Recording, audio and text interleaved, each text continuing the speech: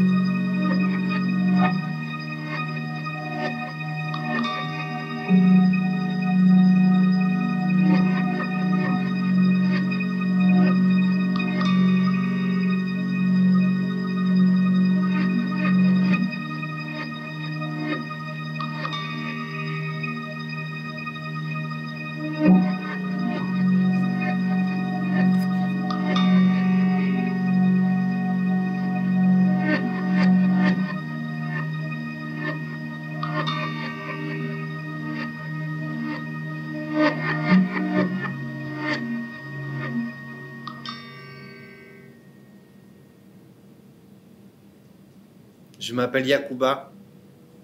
Je suis guinéen. Je suis né en 2004 à Baïla, dans les terres, loin de la capitale. C'est dans ma ville que cette histoire commence. Ma mère était malade. En tant que seul garçon de la famille, et j'ai 3 sœurs, on m'a envoyé étudier chez ma tante à Nzéré-Kouré, la grande ville la plus proche. Au quartier, je suis devenu ami avec un garçon plus âgé que moi grâce au foot. Il s'appelait David. Il jouait très bien et il était dans une grande équipe du quartier. Il n'y avait pas de match tous les jours, seulement les samedis et les dimanches, mais on s'entraînait tout le reste de la semaine. C'est David qui a eu l'idée de partir en Europe. Quand on parlait de l'Europe, c'était comme si on parlait du paradis. Moi, mon rêve, c'était la France. Grâce à la langue française, j'imaginais pouvoir étudier et apprendre un métier.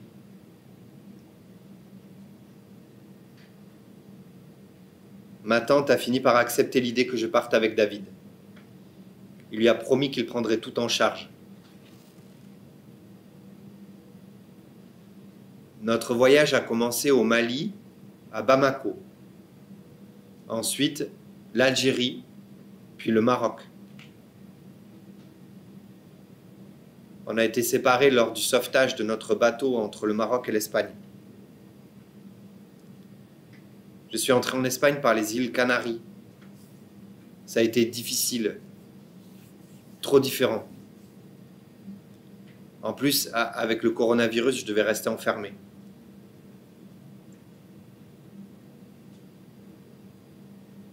Ensuite, j'ai été transféré à Séville et de Séville en France. Je suis sans nouvelles de David pour l'instant.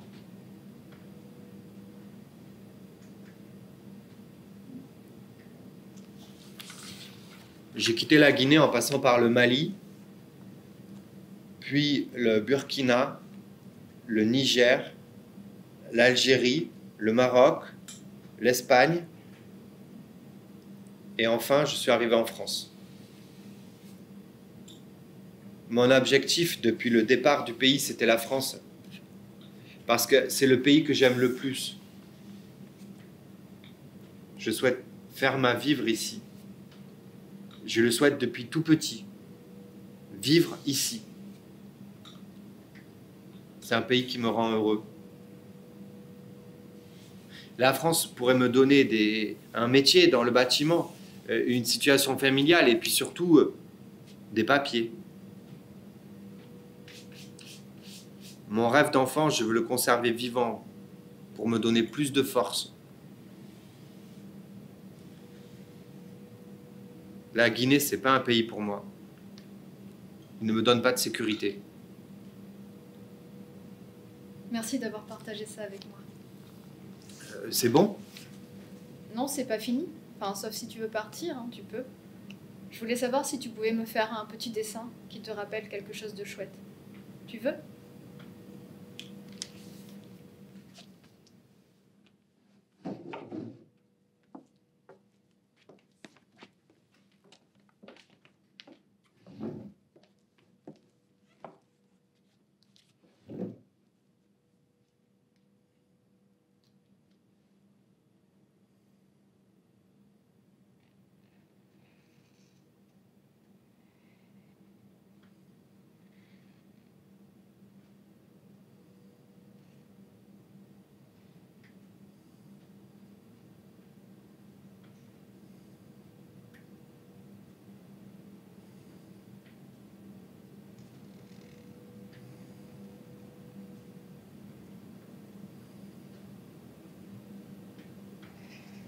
Tu dessines quoi?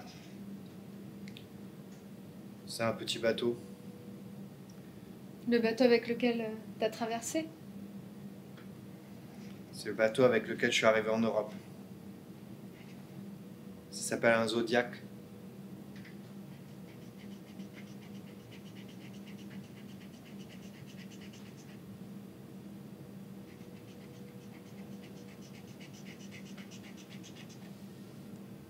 On était presque 40 sur le bateau.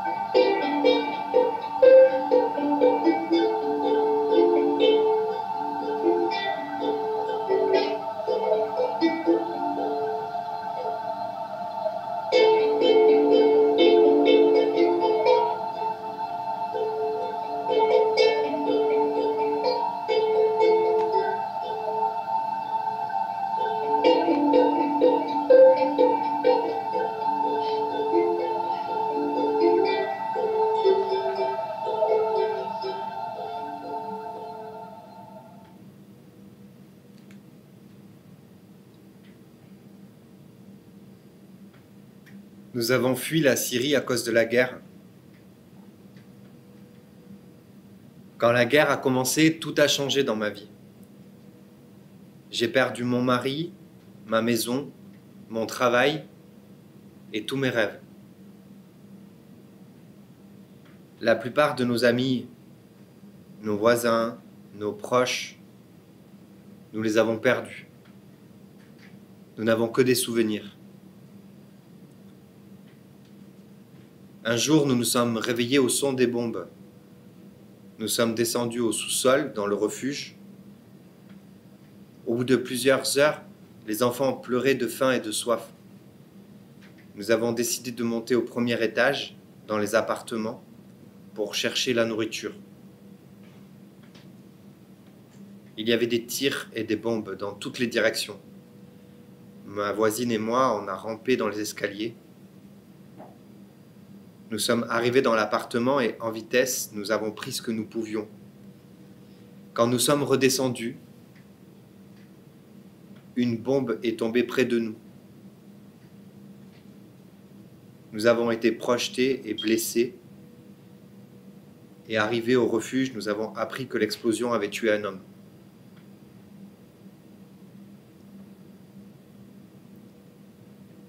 Nous sommes restés dans cet état pendant 4 jours. Les jours étaient comme des années.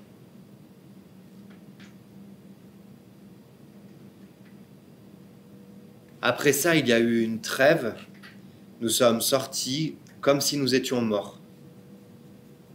Dehors, il y avait beaucoup de bâtiments détruits et de nombreuses personnes sont mortes. Nous avons été dans d'autres régions, mais c'était toujours la même chose. La guerre nous rattrapait. Quand mon mari est mort, je me suis retrouvée seule avec mon fils, enceinte et épuisée.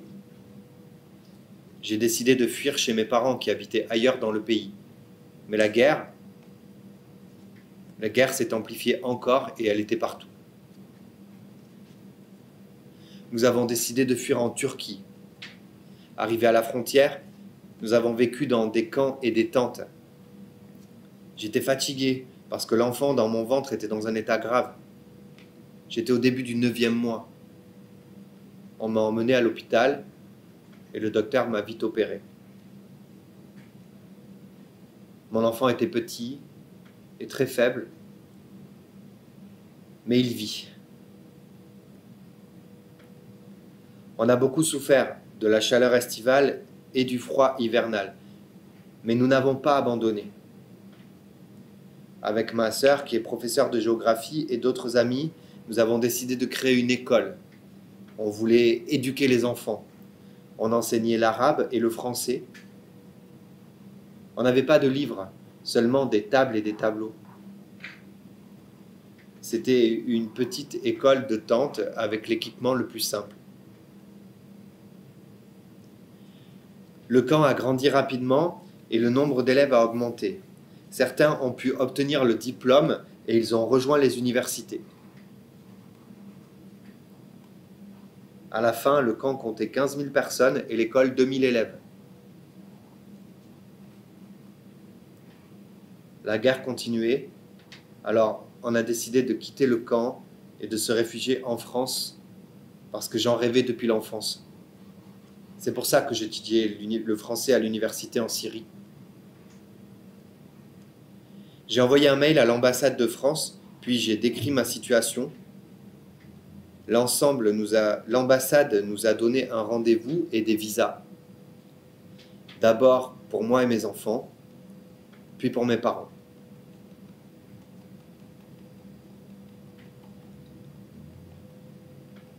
Avec la volonté, il y a toujours de l'espoir.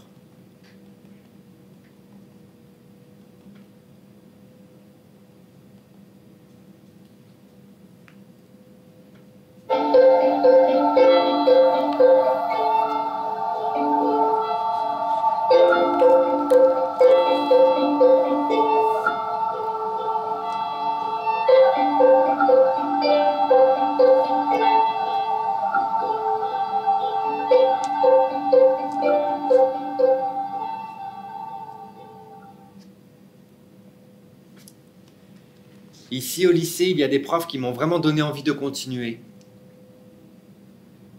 Au début, c'était trop difficile pour moi, mais une enseignante m'a dit « Lassana, tu peux nous faire confiance, on est là pour t'aider. » Cette année, ils m'ont vraiment donné l'envie de faire plus d'efforts. Pendant le confinement, ils m'ont beaucoup aidé pour le travail à la maison.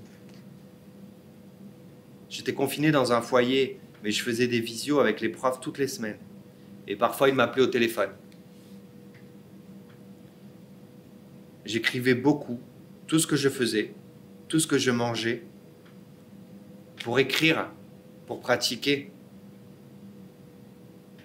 même si je mangeais tout le temps la même chose. J'aime les pâtes, le riz, les salades et le pain. Mais mon truc, c'est les plats en sauce. Les plats africains comme le mafé. J'ai essayé d'en faire un, mais c'était raté.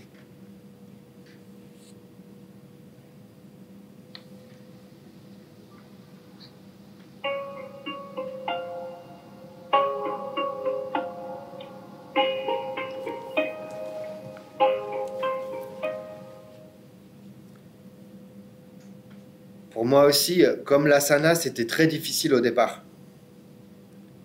J'allais déjà au lycée au Kosovo, mais quand je suis arrivé ici, je parlais pas français.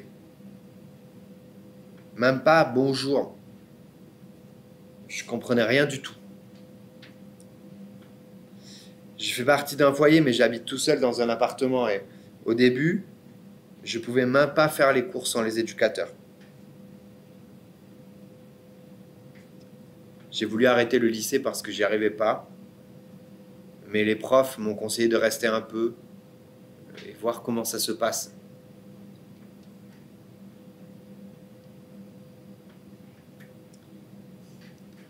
Et voilà. Parfois, maintenant, je reste un peu plus. Quand je finis à 17h, je reste jusqu'à 18h. C'est mieux que je ne me sois pas arrêté.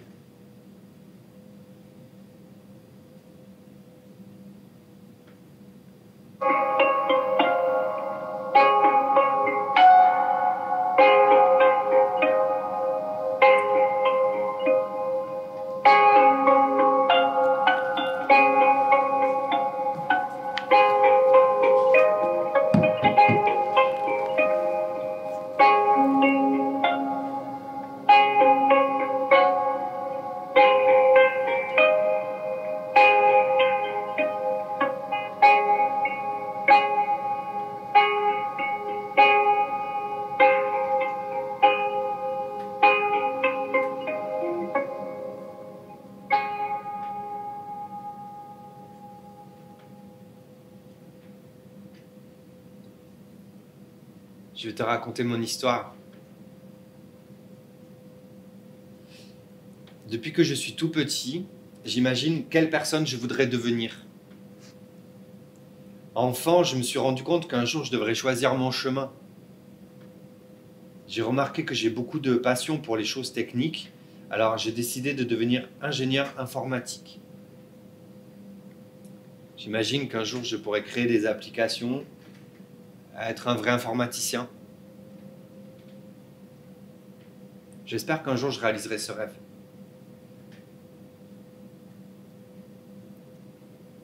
La première fois que j'ai touché un ordinateur, j'avais 8 ans. Je m'y suis beaucoup attaché, j'y passais tout mon temps. Parfois, je refusais même de m'arrêter pour manger. Maintenant, ça va mieux. J'arrive à me détacher. J'ai appris à faire des lignes de programmation tout seul, mais j'ai pas encore commencé les études.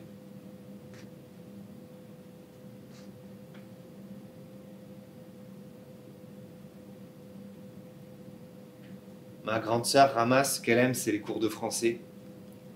Elle adore les livres. Et avec les profs, elle écrit des poèmes.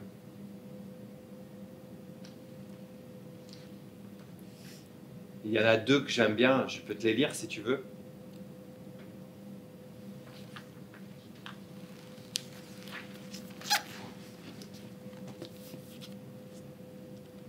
Je suis arrivé ici.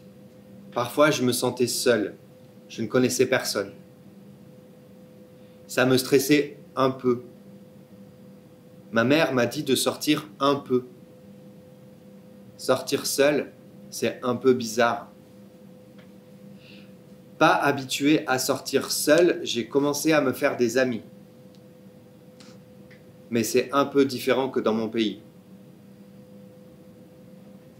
2 ans que je suis seul. Je me lève triste parfois. Dans mon imagination, c'est un peu pareil. Orange, on peut faire un jeu comme une balle. On peut la lancer comme une balle de tennis. On peut la lancer. C'est lourd, c'est mou, c'est comme un élastique. Noisette, c'est marron. On peut faire du chocolat. Ça ressemble aux cacahuètes. C'est mou et c'est dur à la fois.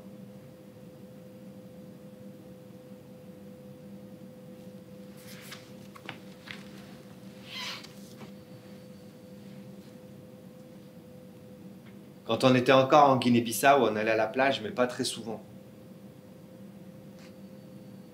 Là-bas, on fait la fête sur la plage. Il y a des artistes qui font des spectacles, des chants. Il y a la fumée, le coucher du soleil. Ici, on est allé sur la dune du Pilat avec Rama. On est monté et on est descendu. On s'est baigné. On a fait des photos, des vidéos. Quand on est arrivé en haut, moi j'ai couru. Ma sœur, au début, elle avait peur. Elle marchait à 4 pattes. Mais après, elle était contente.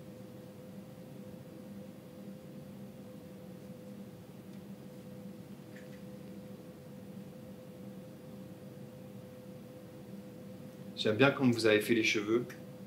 Oh. J'espère que je t'ai bien réussi. Hein. Bon, après, si c'est raté, tu pourras faire un dessin de moi raté si tu veux. Non, bah là, c'est bien. C'est comme si je me voyais dans un miroir, mais à l'envers. Vous êtes la deuxième personne qui me dessine. Quand j'étais petit en Guinée-Bissau, j'avais un copain dans ma classe. Il dessinait bien, je sais pas comment il avait appris. Un jour, il a fait un portrait de moi. Ça veut dire qu'il y a un portrait de toi, enfant, quelque part en Guinée-Bissau. Ce serait peut-être l'occasion de le recontacter à ce copain. Qu'est-ce que t'en penses? Moi, je trouve ça précieux, les amitiés d'enfance. Parfois, la conversation reprend là où elle s'était arrêtée. Ouais, peut-être que je pourrais essayer. Après, c'est une idée, hein. T'es pas obligé. Tu fais comme tu veux.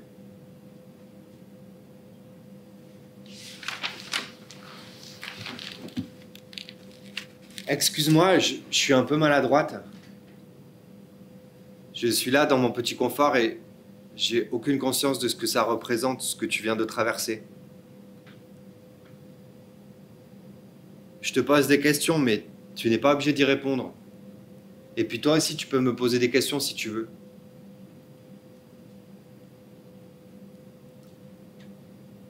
Il me regarde, il étire ses bras et il dit que non, ça va, je peux lui demander ce que je veux. C'est juste qu'il n'est pas sûr de pouvoir tout raconter en français. J'ai l'impression que mes questions sont vides, qu'elles sont inadaptées. Comment ça se passe tes journées? Tu te réfugies où quand il fait froid? Est-ce que tu manges bien? J'ai l'impression d'être un flic. J'ai pas envie que ce soit un interrogatoire. Il avait quel âge quand il est parti? Combien de kilomètres il a parcouru? Où est-ce qu'il vit maintenant? J'ai peur d'être intrusive. J'ai peur de lui faire peur, de lui rappeler la police en Algérie, la Libye. Je pose mon crayon et je lui dis sincèrement mon désarroi. Pour la première fois, derrière mon masque, je ne me cache plus. Je suis artiste, autrice de BD. Peut-être que ça s'apprend de recueillir cette parole-là. Instinctivement, j'ai mis en place un rituel dès le premier atelier. Je t'accueille, je fais des blagues, tu me racontes, je fais ton portrait. Je te propose de faire un dessin et je m'en vais. Je m'en vais en me disant que je pourrais faire plus. Je m'en vais en me disant que je ne sais pas quoi faire.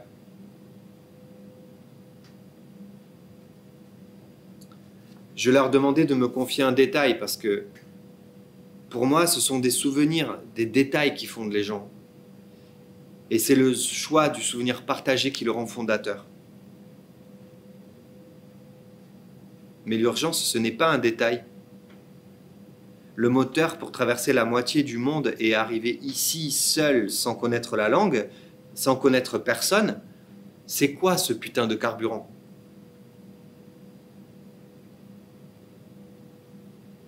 Il est parti du Mali en avril 2014. Il avait 23 ans. Il dit qu'il a eu des problèmes avec sa famille là-bas. Mais quel problème familial peut justifier de partir comme ça ? Il est arrivé en camion en Algérie, il est resté 2 ans là-bas. Puis il est arrivé en Libye en voiture, 6 mois dans le pays. Ensuite, il a pris un bateau pour Calabria dans le sud de l'Italie. 2 ans là-bas aussi. Et puis Marseille par le bus et un train pour la gare Saint-Jean. Arrivé à Bordeaux le 11 janvier 2019. Il a d'abord dormi 3 nuits, pas dans la rue, non, mais dans la gare, en janvier. Quand il est arrivé ici, il ne connaissait personne. Il ne parlait pas la langue. Il a rencontré un Sénégalais qui a appelé pour lui. Et depuis plus de 2 ans, il dort au 115. Un lit de 18h à 8h du matin. Et à 8h du matin, il est dehors. Froid, pluie, vent, grêle, canicule. À 8h du matin, il est dehors. Et après, jusqu'à 18h. Il va au cours de français, mais quand il n'y a pas cours, il marche. D'ailleurs, quand je lui demande s'il fait du sport, parce que les enfants qui sont avec lui ont la chance d'être pris en charge pour des activités, mais que lui, il a 30 ans, quand je lui demande ce qu'il fait comme sport, il dit « Moi, ça va, je marche. » C'est dur, parce qu'il est malade des os, des nerfs et des muscles. Il est suivi. Pour les médicaments, on lui donne du tramadol. Colis dort au 115, il apprend le français et il marche. Je l'ai en face de moi et j'ai lu son témoignage. Je lui demande ce qu'il a envie de me dire. Je pense qu'il y a peut-être autre chose. Mais il recommence. Je suis parti du Mali en 2014. Je suis arrivé en Algérie dans un camion. Je suis resté 2 ans en Algérie, puis la Libye, l'Italie, Marseille. Le 11 janvier 2019, j'arrivais à Bordeaux.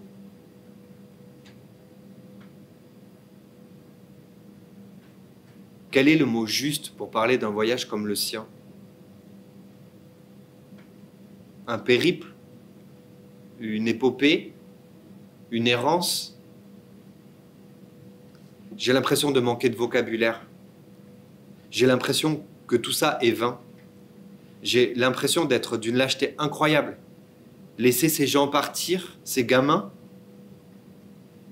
Putain, dans ses yeux, on voit que c'est pas un méchant, le mec. Je vis avec ma fille de 2 ans et son père. Si j'étais toute seule, est-ce que je lui proposerais de venir dormir à la maison ?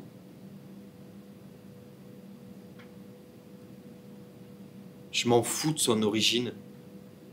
Je m'en fous de son âge. J'en ai rien à foutre. Pourquoi on serait moins vulnérable à 30 ans qu'à 17 ? Qu'est-ce qui s'est passé ? Qu'est-ce que nous sommes en train de faire ?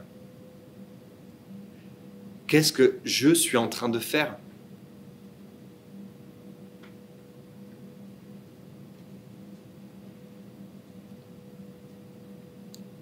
Son portrait est terminé, je retourne la feuille et il rit. Oh, c'est moi. Je lui dis, si tu veux, tu peux me poser des questions toi aussi. Il me regarde. Un long silence, il semble hésiter.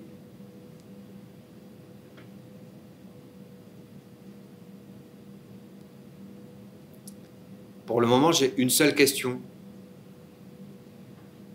Est-ce que ici on peut trouver des squats ?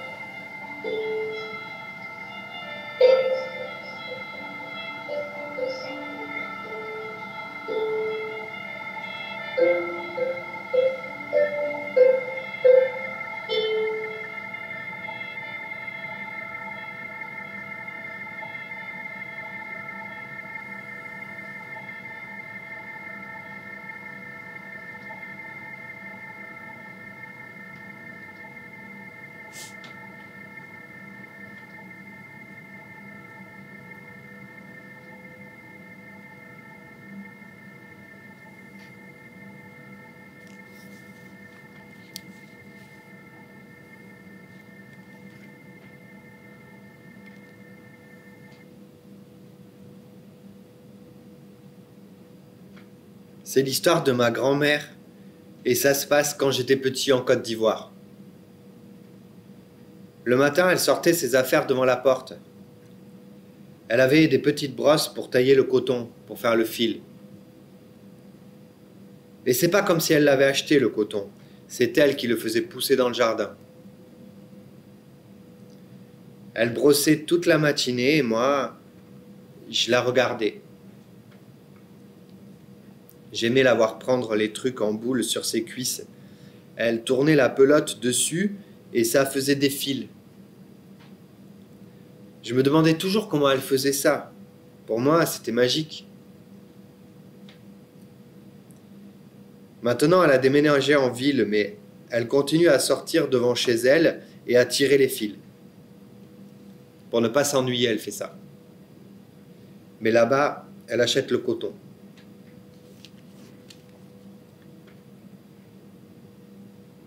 Elle vit maintenant avec ses petits-enfants, parce que chez nous, on vit tous en famille, les grands-parents avec mes frères et sœurs. Je prends des nouvelles, parce que maintenant ils ont Internet.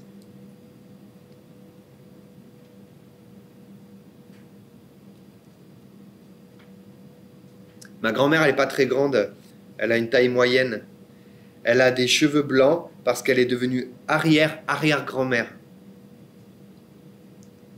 Elle marche pas bien, mais elle continue à faire les cordes et si elle veut, elle les vend. Parce qu'il y a des gens qui sont spécialisés pour coudre avec une machine. Il faut avoir tout le matériel pour faire ça. En Afrique, il y a aussi des gens qui cousent avec des petites aiguilles. Ils peuvent dessiner des fleurs. Moi, j'aimais bien quand je voyais ma grand-mère en train de faire ce truc-là, quand elle faisait tourner le fil. J'aimais ça, son geste.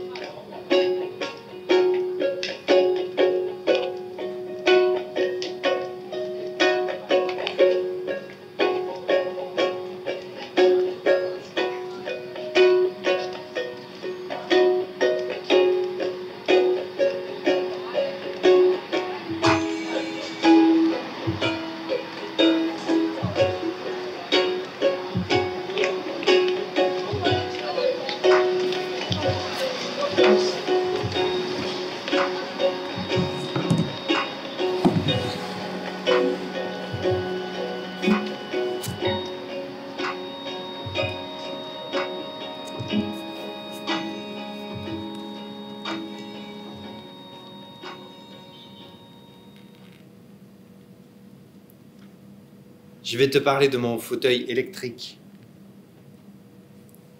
Parce qu'avant d'avoir ce beau fauteuil-là, j'ai eu des fauteuils manuels. Je n'avais pas assez de force dans les bras, j'avais quand même 69 ans. Et je ne savais pas comment la maladie allait évoluer. Il fallait donc toujours quelqu'un pour m'accompagner. Et résultat, souvent je me retrouvais seul devant un mur. Je te pose là, je reviens. Je pouvais difficilement aller vers les gens, puisque j'étais inerte, une plante verte plus ou moins décorative. Le jour où j'ai découvert ce beau fauteuil, ça a été un grand moment de liberté. Ma vie a changé. Bon, ça ne roule pas vite, c'est du 6 ou 7 km à l'heure, mais quand tu es sur le fauteuil, que tu as les cheveux qui volent en arrière, c'est la liberté. Comme en vélo. La dernière fois que j'ai fait du vélo, le plaisir de sentir le vent dans les cheveux, sur le visage,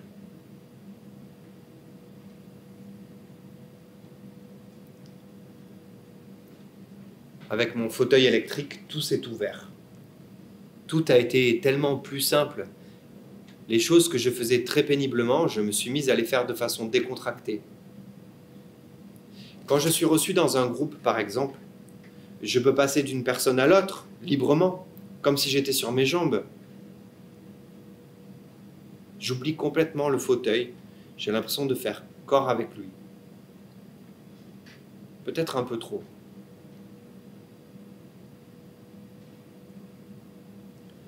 Le plaisir se mêle parfois à l'angoisse des chutes. Il y a quand même beaucoup d'inconvénients. En ville, les trottoirs ne sont pas très adaptés. Quelquefois, on ne peut pas descendre sur la rue, alors je suis obligé de faire demi-tour. Ou alors, il y a des voitures sur le trottoir, ou des amas de poubelles, et je ne peux pas passer. À la campagne, ce n'est pas facile non plus. Il n'y a pas de trottoir. En voiture, les gens vont vite et parfois le sol est boueux. Avant, quand je marchais, j'avais ma canne blanche. Donc les obstacles, je les voyais. Mais le nombre de poteaux que j'ai pris, les petits poteaux, tu sais, dans la rue, les petits poteaux gris, on ne les voit pas très bien. Et les poteaux d'éclairage, et les marches dans l'accès au tramway. L'accès au tramway, ça va. Mais sur les quais, je ne sais pas pourquoi, parfois, ils mettent des marches. Si tu prends du mauvais côté, t'es coincé. Quand tu descends du tram et qu'il y a du monde, et puis c'est pas marqué au sol.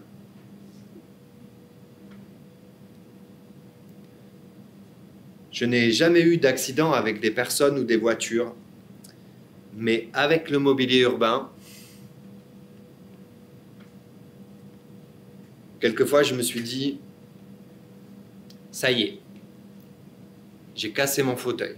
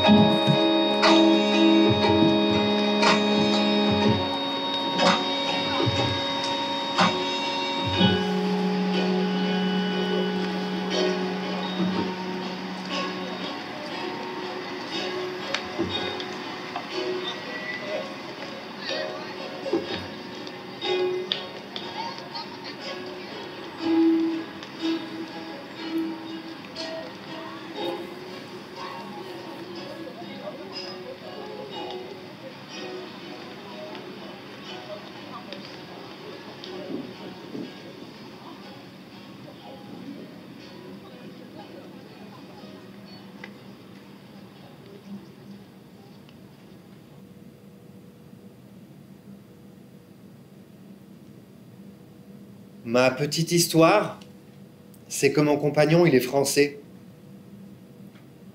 Il m'a invité sur Facebook et j'ai accepté. C'était il y a 13 ans. J'habitais au Brésil et lui ici à Bordeaux, mais nous nous parlions presque tous les jours.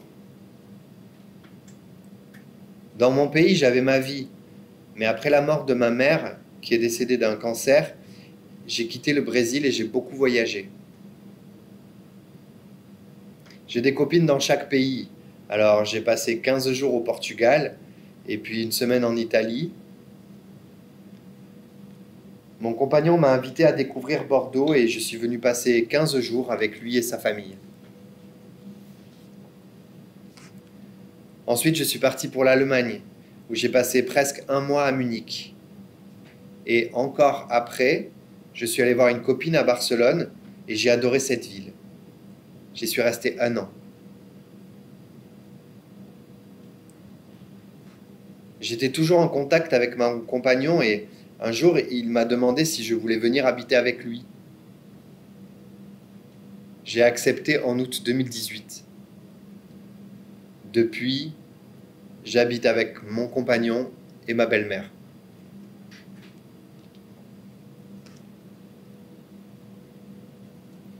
Je voudrais bien avoir ma propre maison, mais c'est compliqué, parce que quand mon compagnon a perdu son père, il lui a promis de s'occuper de sa mère.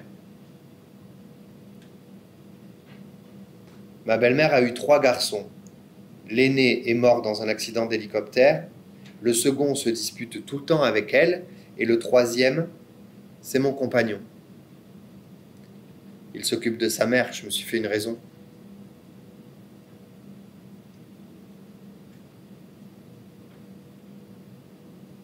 Je crois que j'ai choisi une bonne personne.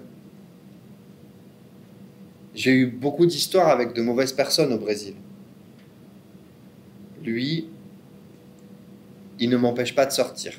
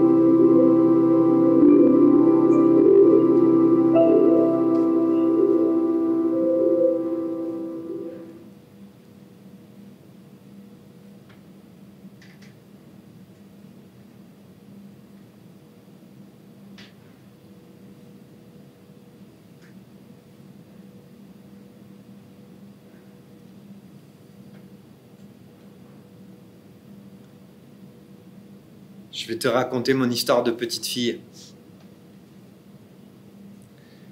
Quand j'avais 6 ans, je vivais au Maroc parmi les Juifs, les Français et les Marocains. On vivait en voisins, on mangeait les uns chez les autres et tous les enfants jouaient ensemble. On vivait en communauté et ça ne posait de problème à personne. Par rapport à ce qui se passe aujourd'hui, vraiment, je ne comprends pas.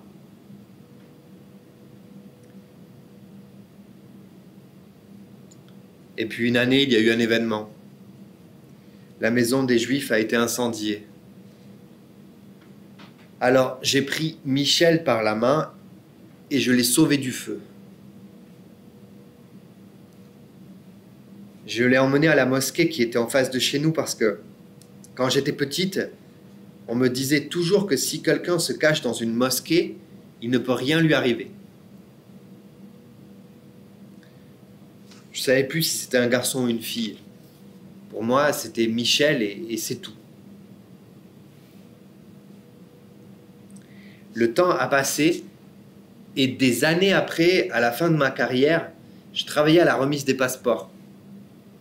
Un jour, je reçois une dame qui me dit « Je dois partir en Israël parce que ma mère est très malade et j'ai besoin d'un passeport au plus vite. » Je lui dis, je vais voir ce que je peux faire pour vous, mais ce n'est pas moi qui signe les passeports. Moi, je prends les dossiers, je les traite et je les transfère au chef de la division. Donc je commence à lire son dossier et je vois Rachel Halimi.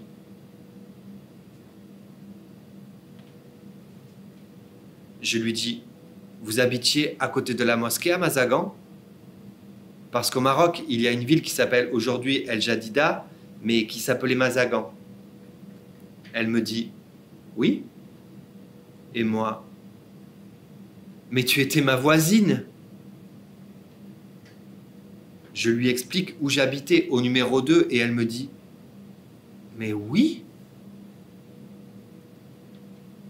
On a parlé de l'incendie, et elle est devenue toute blanche. Elle a dit, est-ce que demain tu peux venir chez moi dans ma maison? J'ai répondu oui, mais à condition que tu me prépares la dafina. La dafina, c'est un repas juif qui est succulent et très riche. Elle a dit que c'était d'accord, et le lendemain, elle a envoyé son chauffeur pour qu'il me conduise chez elle. Elle m'a reçu avec la dafina. Elle a dit que les dates venaient d'Israël et de Jordanie, qu'elle avait eu un mal fou à les faire passer de la Jordanie en Israël.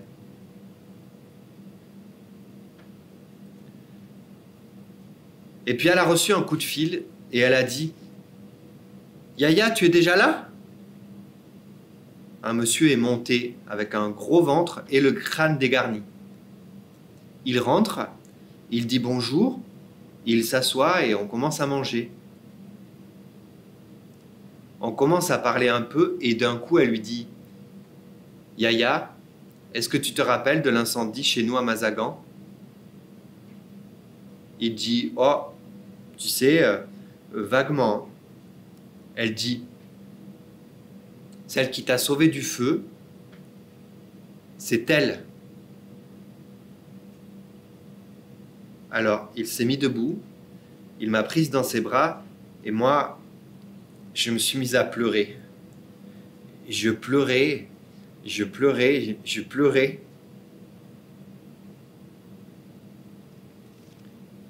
Et voilà, c'était l'histoire du petit Michel.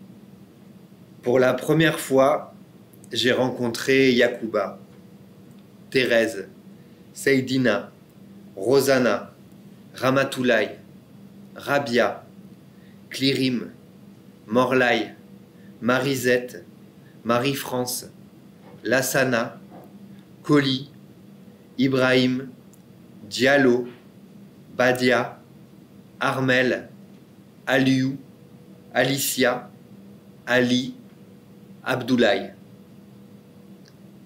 Je leur ai demandé de me confier un détail, parce que pour moi, ce sont des souvenirs qui fondent les gens. Entre deux confinements, il fallait vite trouver un endroit pour se voir. Les bibliothèques étaient encore ouvertes, alors on s'est vus là. En si peu de temps, je n'avais sincèrement aucune idée du récit qui allait émerger derrière la pudeur. Nous étions des yeux qui se parlaient derrière des masques.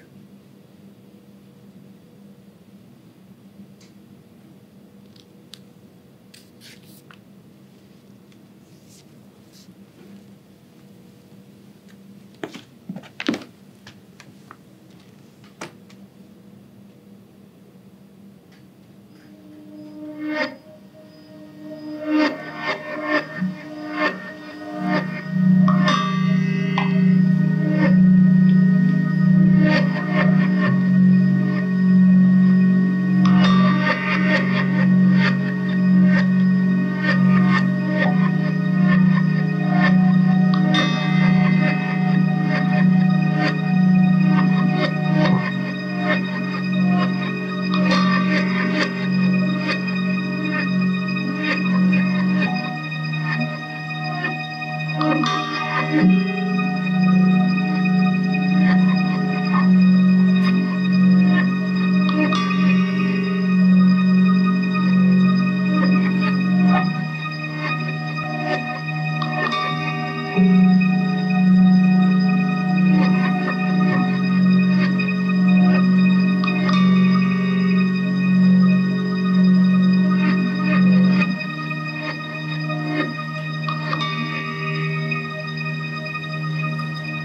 you.